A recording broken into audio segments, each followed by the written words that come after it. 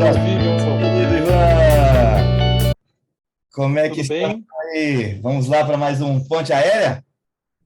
Com certeza, vamos em frente. Tema interessantíssimo hoje, hein, Virgílio? Vamos trocar ideias aí. E o mais legal, nós estamos aqui. Primeiro, claro, a gente agradecer, né, o pessoal que tem trocado tanta informação com a gente, dando Verdade. partilhas, sugerindo temas, né? Mas hoje é especial, porque nós estamos aqui na presença do primeiro autor do Consenso Mundial sobre anorexia. É, E vamos falar sobre esse tema, Ivan. Vamos comentar sobre isso. é, é verdade, é verdade. Tomara que eu tenha o fôlego de continuar sustentando essa posição. Vamos ver, né? Vamos ver se ficar melhor depois. E dividir, É, né, Ivan, a preocupação, né, que essa condição clínica traz para a gente. Como a gente sabe, essa é uma queixa extremamente comum com o envelhecimento. Os dados epidemiológicos eles mostram para a gente, né, em ANES 2, os estudos longitudinais que avaliam composição corporal, eles mostram para a gente que de 20 anos de idade até 80 anos de idade, em média, há uma redução de até 20 quilocalorias, né, da necessidade diária ao longo da história de vida. E o fato é que quando isso aborda ou isso chega junto ao nosso idoso, a repercussão tão ou mais nociva que dá esse nome, né, a anorexia do envelhecimento. Eu acho que na nossa prática clínica, né, no nosso dia a dia, desde enfermaria, as instituições de longa permanência, que nós enfrentamos isso sobremaneira, e até mesmo no consultório, naquele idoso, nas suas 9 décadas de vida, 10 décadas de vida, quando literalmente a gente observa que a taxa de metabolismo basal está reduzida, mas eu tenho certeza que você vai dividir com a gente, né, a complexidade que é avaliar essa questão da anorexia. Mas eu acho que a gente podia começar, Ivan, você trazendo para a gente aí a definição. Como é que a gente identifica a prevalência, incidência, definição dessa condição clínica? muito bem, obrigado, Virgílio. É verdade, a anorexia é algo importante e eu espero que depois dessa nossa boa conversa, né, esclareça um pouquinho melhor algumas definições que eu vejo que muitas pessoas às vezes confundem, né, com relação do que é anorexia primária, secundária, né? Acho que primeiro, para a gente falar de anorexia, a gente tem que falar sobre apetite. O apetite normalmente ele é muito menos avaliado por médicos, né?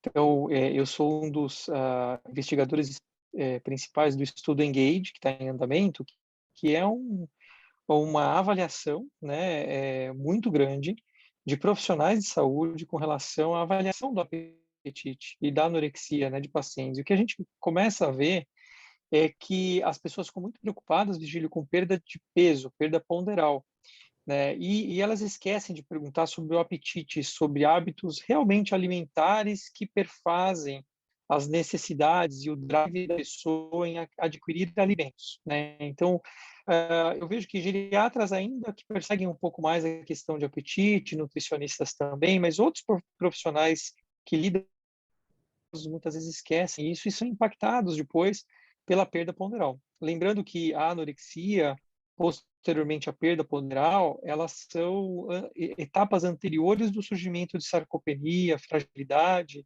desnutrição. Síndromes geriátricas altamente prevalentes no nosso meio e altamente relevantes do ponto de vista clínico e prognóstico. Um pouquinho sobre apetite, né, Virgílio? Eu acho que a gente poderia definir, né, o coletivo que denomina sensações complexas que servem para chamar a atenção para a necessidade de comida.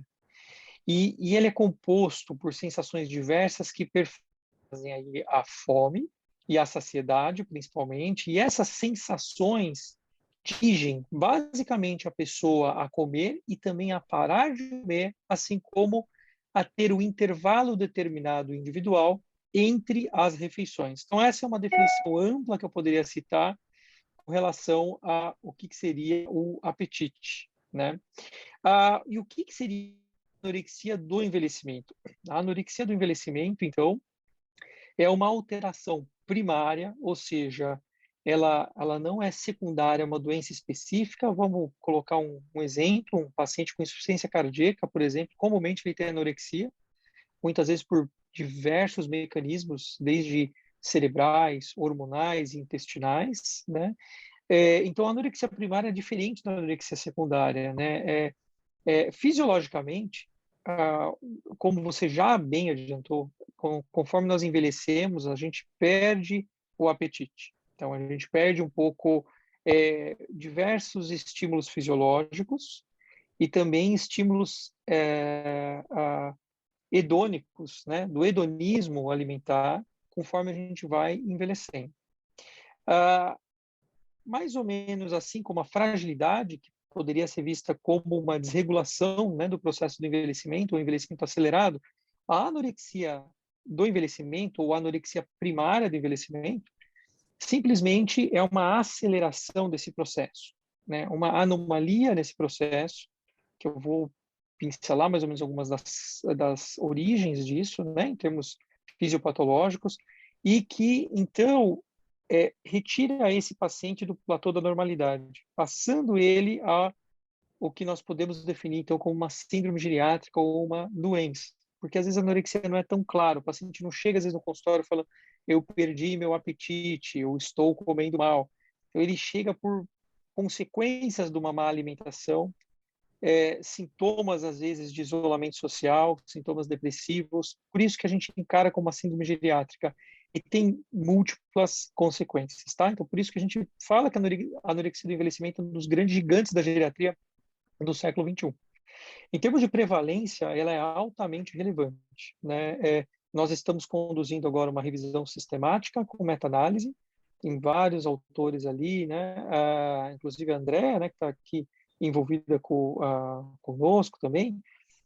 E nessa revisão sistemática e meta-análise, o que a gente consegue ver é uma variação ampla da prevalência, que vai mais ou menos de 22% a 42%, dependendo do ambiente que esse idoso foi avaliado, se ele é da comunidade ou se ele é um residente de uma instituição permanente. E esse último, obviamente, a anorexia chega a quase 50%. Já adiantando, muito dessa anorexia não é porque é um paciente mais grave, mas muitas vezes é por causa do ambiente, porque muitas vezes ele foi levado para a ILPI, mas ele não tem aquele mesmo prazer que ele tinha da alimentação na casa dele, né? Então, já adiantando um spoiler para a gente falar um pouquinho do que é a fisiopatologia, né, da anorexia, tá?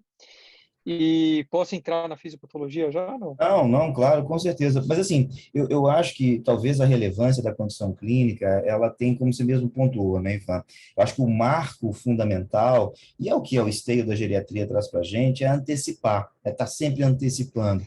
Se nós começamos a observar que Com certeza. não é a perda de peso, como você mesmo disse, é antes disso, ele perdeu a vontade de comer por essa miríade de características clínicas que, né, você vai falar aí da fisiopatologia, porque a complexidade da ordem biológica, psíquica e social são os nichos onde a gente vai, né, se preocupar sobremaneira nesse nosso perfil. O que você tem? O que você tem de dados aí para a gente a respeito disso? Eu concordo totalmente com você, Virgílio. É exatamente o meu pensamento. E a causa final da anorexia, né, a perda ponderal e a desnutrição, consomem milhões, né, milhões de reais, de dólares, de libras, dependendo da moeda que você queira, por ano, né? E é uma consequência tardia, né, como você falou, né? Bom, eu acho que é importante a gente entender um pouquinho da fisiopatologia da anorexia, né? Porque essas condições que são acelerações do envelhecimento confundem a gente, né? E muito da confusão que eu vejo são as pessoas atribuindo a anorexia do envelhecimento a causas secundárias, por exemplo, como a depressão e outras doenças muito comuns na terceira idade, né? Então, em termos de sinalização fisiológica, né, que regula o apetite, bom, primeira coisa, sem nenhum tipo de ironização, a gente tem que definir que é uma rede complexa, né, tanto envolvendo o sistema nervoso central, como também sistemas periféricos, principalmente hormonais e digestivos, né? Basicamente, a fisiologia passa pelo eixo que a gente poderia chamar de cérebro, intestino, microbioma, né? Eu vou explicar um pouquinho melhor por que a gente pode chamar, né, dessa forma ao longo agora da explicação. Mas a primeira coisa que a gente tem que saber é que o apetite ele está centralizado dentro do nosso sistema nervoso central, na região mais anterior do hipotálamo, né, chamado núcleo arqueado, né? Então, esse núcleo, né, ele é responsável, seria, né, pelo centro de controle do apetite. Então, esse núcleo estando íntegro, né, teoricamente, a gente tem aí uma regulamentação do apetite para mais ou para menos. E esse núcleo, na verdade, ele simplesmente é um termostato que ele é regulado por estímulos e inibições, né, que muitas vezes vêm de áreas até periféricas e endócrinas, né? Então, o que acaba muitas vezes acontecendo, o primeiro ponto que eu acho que é muito interessante é que nossa taxa de metabolismo basal, em termos periféricos, é o maior estimulador do centro de controle central do apetite no cérebro. Então, isso é muito importante da gente entender na fisiologia, porque sempre quando algum paciente está lá no meu consultório e fala, eu não tenho apetite, a primeira coisa que eu recomendo é ele fazer atividade física, né? Então, se a tua taxa de metabolismo basal ela é baixa, a mensagem vai ser muito ruim para esse centro, ela vai ser muito baixa em termos periféricos, e não vai desencadear um estímulo central suficiente. Basicamente, né, a taxa de metabolismo basal ela vem muito da geração energética livre de gordura da periferia, ou seja, do músculo, né? Então, se você tem uma taxa de atividade física baixa, você não vai ter nenhum tipo de estímulo tão importante em termos periféricos que com a atividade central tão proporcional, né? Então, esse é o primeiro desencadeador, né?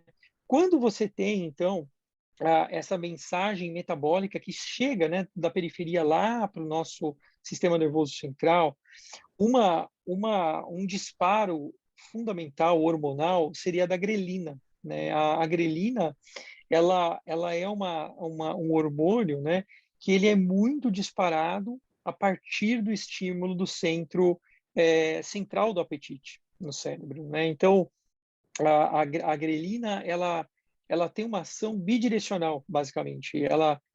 O seu nível serve para estimular o apetite e também para, de certa forma, bloquear ou inibir um pouquinho o disparo do apetite de forma mais secundária, né?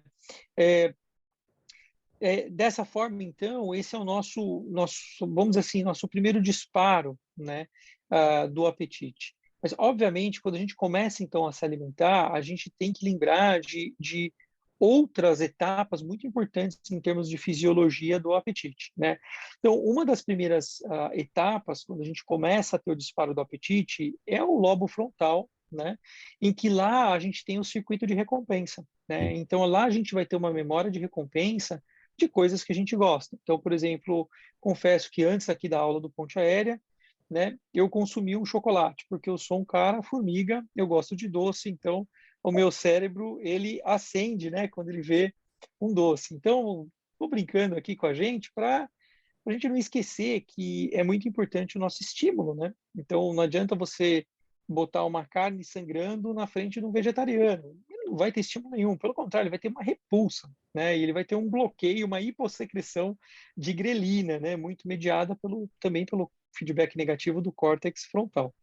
Uma coisa muito importante também, que ocorre simultaneamente, a gente está tentando ser didático, né, Virgílio? Mas tudo isso é muito simultâneo, né? Mas Sim. lá no tronco encefálico, a gente tem uma sinalização chamada orosensorial. Por que está lá no tronco encefálico? Porque o nosso olfato, o nosso paladar, né, ele basicamente ele é inervado por nervos cranianos, né, e que os núcleos estão lá no nosso tronco encefálico. E, obviamente, o que a gente vai sentir de cheiro e de gosto vai fazer um feedback positivo no córtex frontal e que vai fazer um feedback positivo também no núcleo arqueado ali do hipotálamo, né? Então, vai ser um feedback positivo ou negativo no nosso controle de apetite. Então, basicamente, essa é a fisiologia mais central, né? Mas aí, Virgílio, o que acontece que a gente tem que entender? A gente começa a comer, né? Então, o Ivan começou a comer aquele chocolate, ele começa a ter um prazer, né, assim, do chocolate. Mas aí, várias coisas vão começar a contar, né? Fisiológicas e não fisiológicas. Começando pelas fisiológicas, o que vai acontecer? Esse chocolate vai cair lá no meu estômago, né? E, obviamente, eu vou ter dois reflexos rápidos. partir do momento que o meu estômago começa a distender, a grelina começa a ser bloqueada. E outros disparos começam a acontecer. Por exemplo, a colecistocinina, CCK, ela começa a ser secretada. E é um hormônio inibidor do apetite porque ela estimula a saciedade. Conforme eu vou, então, me alimentando e o meu conteúdo vai indo lá para o intestino, eu começo a secretar dois outros hormônios muito importantes. O famoso GLP-1, né, o agonista muito famoso no tratamento, né, de diabetes e obesidade. Então, o GLP-1, né, o peptídeo ligado ao glucagon, ele também é um estimulante de saciedade precoce, né? E junto com ele existe um companheiro dele chamado um hormônio chamado PYY, né? Que também basicamente é igual ao GLP-1. Ele também vai estimular a saciedade precoce e ele vai acabar então bloqueando o nosso centro do apetite no sistema nervoso central. Então, basicamente, no estômago e no meu trato digestivo, depois no intestino, né? Então, intestino delgado, principalmente, e por todo o intestino, você vai, então, começar a ter um bloqueio conforme você se alimenta do seu apetite. O que acontece é que a gente também, nessa hora, não está só comendo, só distendendo víscera oca, mas a gente está absorvendo o conteúdo e está tendo processos intraluminais ali no intestino, né? E aí, Virgílio, entra duas coisas que são muito importantes em apetite. O nosso microbioma, né, Virgílio, que é uma coisa que está interessando muito a gente. Você trouxe, né, essa pauta, né, muito boa para o Ponte Aérea já lá atrás, né, falando sobre o microbioma, né, em vários aspectos da geriatria, fazendo um gancho na temporada 1, né? E o que acontece? O nosso microbioma ele é muito importante porque ele vai fazer uma fermentação de carboidratos, né? Então, esse nosso microbioma ele vai acabar, então, gerando substâncias sinalizadoras pró-saciedade. Então, ele vai também ajudar a regular o nosso apetite. Se o nosso microbioma for muito saudável, ok. Se ele for um microbioma patológico, com uma atividade excessiva, ele pode gerar anorexia. E, finalmente, conforme a gente vai gerando, então, essa absorção dos nutrientes e vai gerando mais energia no nosso metabolismo basal, as células adipostas são ativadas, e aí você tem secreção de leptina, principalmente, mas adipoleptina também. Você tem a secreção da insulina lá do pâncreas, e que também são hormônios bloqueadores pró-saciedade, né? E que vão, obviamente, bloquear o nosso apetite, né? E, obviamente, por final, como eu já adiantei, conforme a gente vai fazendo muito mais atividade física, né? Então, vamos dizer assim, depois daquele almoço que a gente bloqueou o nosso apetite, a gente 2 horas depois vai fazer uma malhação excessiva aí de 1 hora de treino pesado, o nosso músculo, obviamente, vai fazer uma alteração do nosso metabolismo basal e vai ativar novamente os nossos centros de apetite. Então, basicamente, essa é a parte fisiológica da regulação do apetite. O que É, você e, achou? e a complexidade disso é imensa, né, Ivan? A professora Paula Timiras, lá no livro de Fisiologia do Envelhecimento, ela pontua que, assim, você falou, sistema cortical superior, lobo frontal, vontade, árqueo, base, núcleos, né, tronco cerebral. A gente está falando de neuropeptídeos que vão até mesmo para o sistema nervoso central e esse microbioma que equilibra. E o que é mais difícil ainda, que ainda não é claro para a gente na ciência, é como a gente identifica isso no processo de senescência. Os estudos longitudinais ajudam bastante a gente, mas para ter uma observação macroscópica desse processo. Também puxando o gancho lá atrás para as teorias biológicas do envelhecimento, lá na primeira temporada, a quantidade de fatores que interferem diretamente, aqui em especial, a gente falando na anorexia, ela é muito grande. Você falou da anorexia secundária, a questão da nossa investigação da anorexia primária. E daí eu acho que a grande dificuldade, quando a gente estuda os capítulos, né, eu gosto muito do capítulo do livro do professor Júlio Muriguchi, do Eduardo Ferrioli, onde eles falam, entre outros temas, a respeito também da anorexia, da objetividade com que os autores trazem esse dado. E como você está trazendo, a gente tem essa fisiopatologia complexa, mas a pergunta que fica é: como é que eu fecho o diagnóstico disso, Ivan? Como é que na minha prática, como é que hoje, Pois é. que eu atendi a dona Neide com 96 anos de idade, e a família Virgílio, ela não está comendo, ela não... Como é que eu faço esse Frequente. diagnóstico?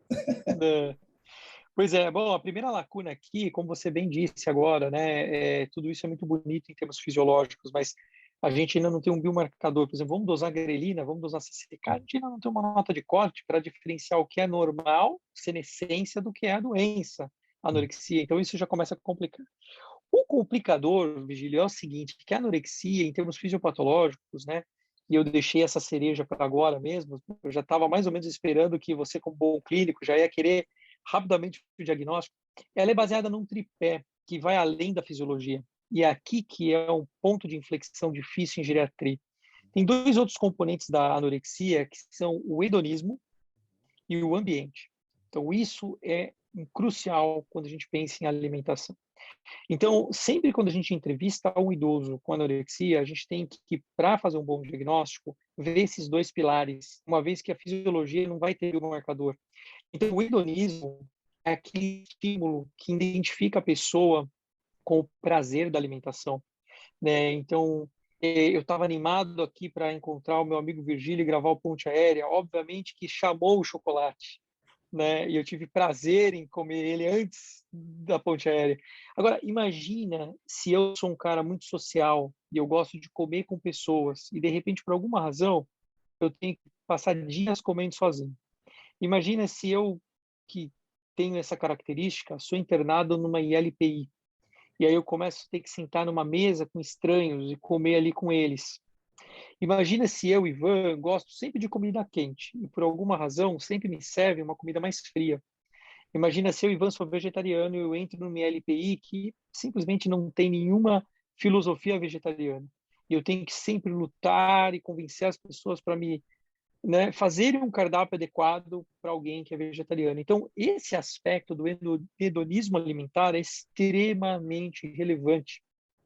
A gente sabe muito disso na prática clínica, né, Virgílio? Quantas vezes a gente vê aquele idoso, que aqui no Brasil é muito comum, o café com leite com um pãozinho francês molhado, né, nesse líquido, né, para até facilitar, né, a mastigação e aquilo lá é cômodo porque ele não tem vontade de cozinhar, porque ele está sozinho, ele já é um viúvo, uma viúva, né, ele não tem o estímulo de fazer a sua própria alimentação e não há um alimento que ele goste que chegue até ele de uma forma simples, né? Então, essa é uma questão importante. A segunda questão é a questão ambiental, né? Então, por exemplo, você sempre gostou de comer na mesa com os talheres postos e com tempo e de repente você é obrigado a comer em pé, né? Você é obrigado a comer com um monte de gente com uma sala barulhenta com uma TV ligada. Então, essa questão ambiental, ela é muito importante.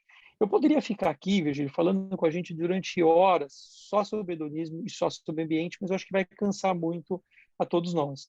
Então, a mensagem principal para começar a conversar é lembrar que o hedonismo alimentar do apetite e o ambiente são pilares fisiopatológicos do apetite, eles devem ser trazidos para a anamnese para a gente conseguir fazer um diagnóstico adequado de anorexia do envelhecimento. E aí, finalmente, com uma boa história, com o diário alimentar, que é importante, pelo menos fazer um diário de 24 horas, um diário de 72 horas eu gosto muito de fazer, porque às vezes 24 horas engana um pouco, né? Principalmente se você está no consultório de segunda-feira, então não dá, às vezes é interessante você fazer, né, de 72 horas. Eu falo para as pessoas me anotarem e trazerem o que elas andaram comendo nos últimos 3 dias, quantidades e afins, e qual é a percepção delas da comida, né? Então, bom, eu gosto desse tema, então eu pergunto muito essas coisas. Mas, assim, como fazer o diagnóstico? Como operacionalizar ou instrumentalizar o diagnóstico? E, basicamente, Virgílio, sendo muito direto, a gente tem, na literatura, o uso de dois instrumentos como os mais comuns. A gente tem o MNA, Mini Nutritional Assessment, ou seja, o acesso mini nutricional, o questionário mini nutricional, que foi feito sem copyright pela Nestlé, de livre uso. Qual é o problema? Qual é a crítica que eu tenho? A pergunta do apetite ela está dentro do MNA. Tá? A gente não tem validação nem da triagem curta, são aquele bloco de 11 pontos primeiros, né? Nem na versão completa. A completa pode ser excessiva para um profissional de saúde que tem pouco tempo para ver a anorexia, ele está vendo outras questões também. E a validade, né? Muito muito frustra. E, por fim, o meu último argumento contra o MNA, ele foi feito para detectar perda de peso. E aqui vai uma história muito bacana, porque no Ponte Aérea a gente também sabe contar histórias, né, Virgílio? Então, eu estou controlando aqui o nosso tempo, né? Então, eu sei que a gente está chegando aí no Rio de Janeiro. Então, então, eu tenho uma história muito interessante que o John Morley conseguiu um dos meus mestres aí conseguiu me contar uma época em que numa das visitas do Bruno Velar, o Bruno Velar é de Toulouse, na França, ele participou, né, da validação do MNA, né, que tem a sua origem lá na França. E aí o John Morley já trabalhava com anorexia na década de 80 e questionou o Velar sobre isso. E o Velar, como todo francês, às vezes, com aquela soberba muito elegante, né? Apesar de não ser parisiense, ele virou e falou assim, claro, nós pensamos na França muito em anorexia, em geriatria.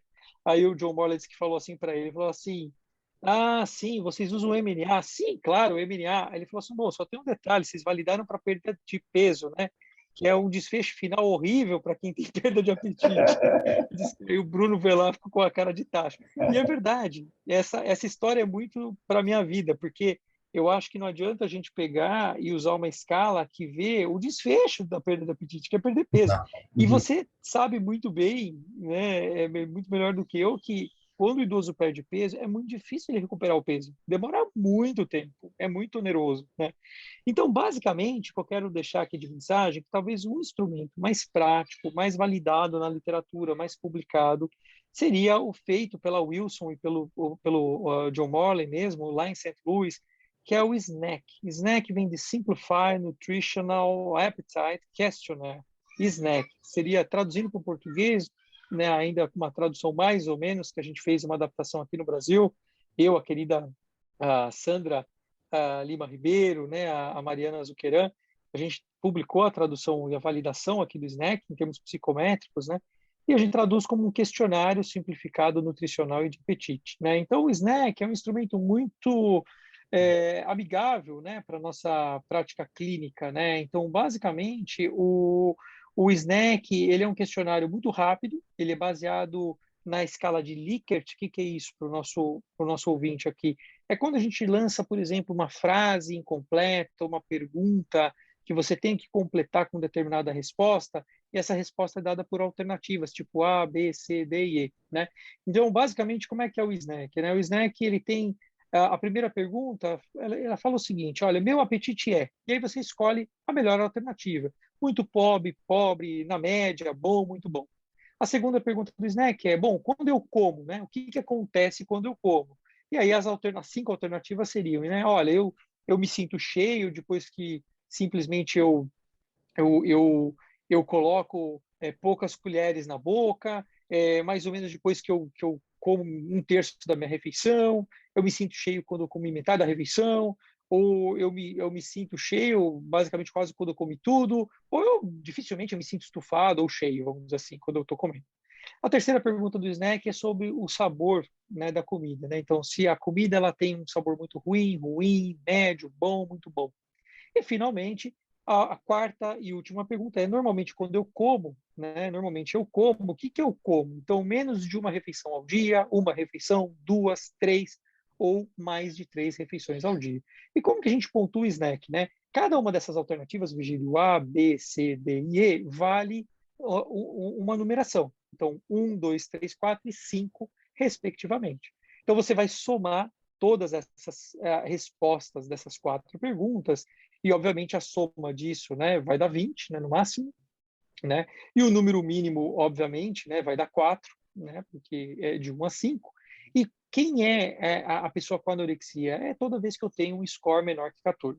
Tá? Então, o SNAC ele é muito simples e a nossa publicação é Open Access, né? Está publicado aqui nos arquivos de gastroenterologia aqui no Brasil, né? Que é uma indexação PubMed, ela é livre, né? E a gente não tem nenhum tipo de copyright, né? A gente quer mais é que as pessoas usem mesmo essa tradução oficial do SNAC. Então, basicamente, o SNAC eu acho que seria o instrumento melhor. Não, maravilha, Ivan. Então, perfeito. Eu sei que a doença, ou a condição clínica, melhor dizendo, ela é de alta prevalência na terceira idade. Eu sei da complexidade do processo fisiopatológico e as múltiplas facetas que podem se integrar. A gente sabe que pela clínica a gente tem que pensar no hedonismo, pensar no ambiente, e, em especial, fazer esse rastreio, fazer essa identificação fechando o diagnóstico. Beleza, a dona Neide preencheu lá 11 pontos no SNEC, que é feito agora de manhã, tem queixas associadas e outras morbidades que a gente tentou mobilizar. E o que você sugere? O que a gente pode fazer para tratar isso? Como é que eu abordo a minha doce e querida Neide lá no consultório?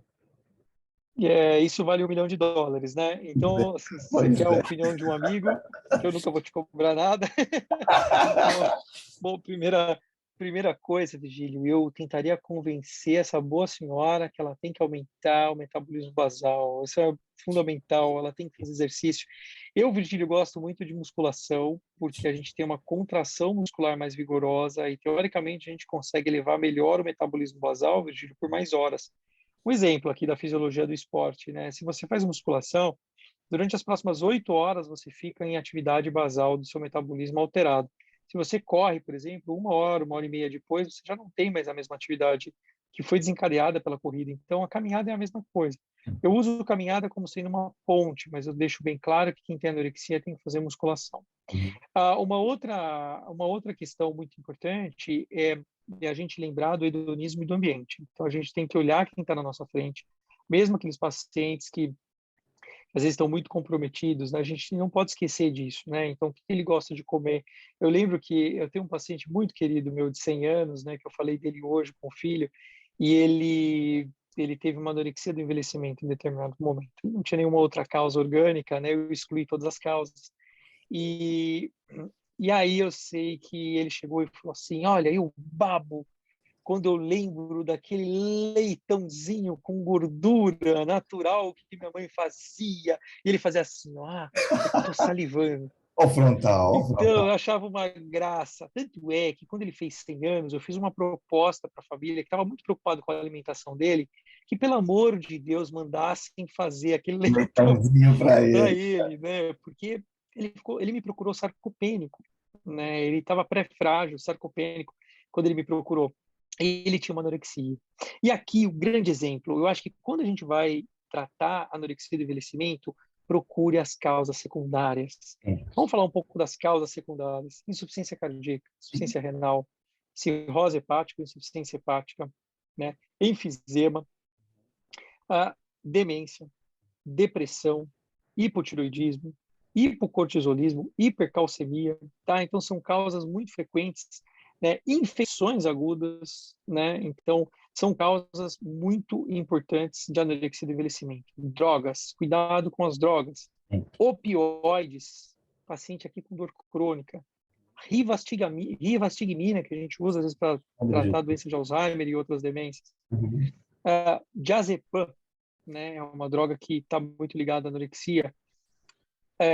Antipsicóticos, anticonvulsivantes, alguns antidepressivos. A gente não pode esquecer, né, dessa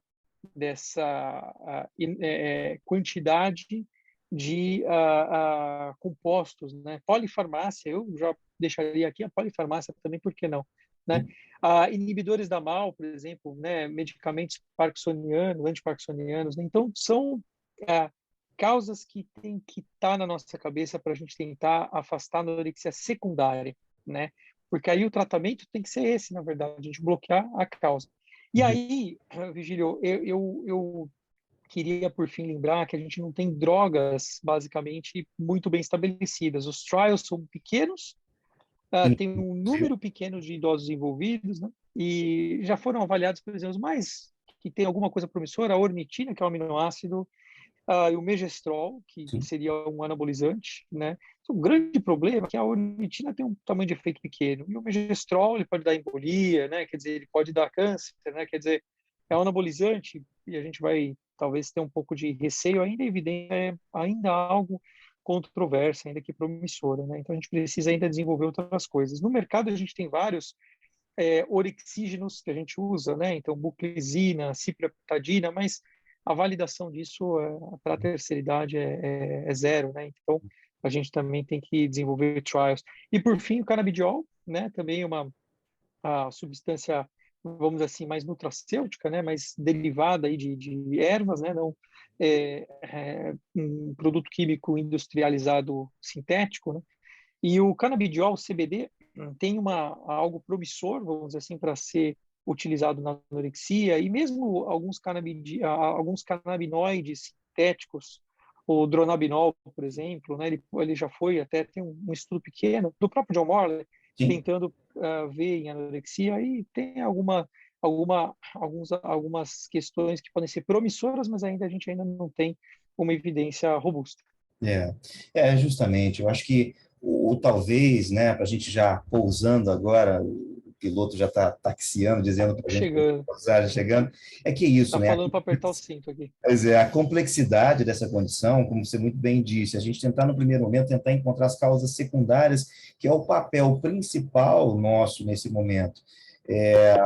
Desde critérios de BIRS, né, todas essas drogas envolvidas, até mesmo as condições. E eu acho o que é mais interessante é o papel da equipe multi nesse processo, já que a gente consegue, através desse aumento do metabolismo basal, eu acho que você tem a mesma percepção que eu, a gente descartou essas causas, colocou o idoso para fazer atividade física em especial, exercício resistido. A gente observa lenta e gradativamente, e é isso, lenta e gradativamente. Eu não tenho experiência de ver isso rápido, mas o idoso ele consegue sentir-se melhor, uma melhoria de uma série de outros setores, cenários, que não exclusivamente a própria questão da anorexia.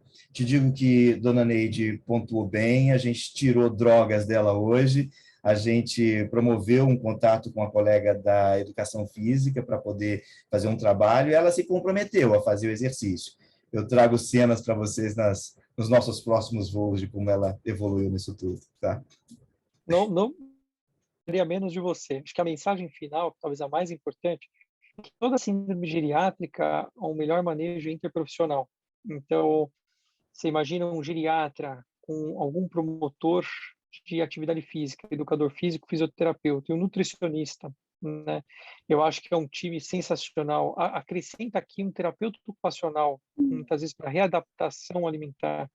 Imagina que time de ouro esse, né? Então, e aí eu poderia citar vários, né? Questões sociais com assistente social, questões psicológicas com psicólogo, questões fonoaudiológicas com uma disfagia, por exemplo, a gente não citou aqui, e é dentistas, né? A minha órtese tá bamba, como que eu vou Não estou comer? É conseguindo lógico que eu tenho praticar. anorexia, entendeu?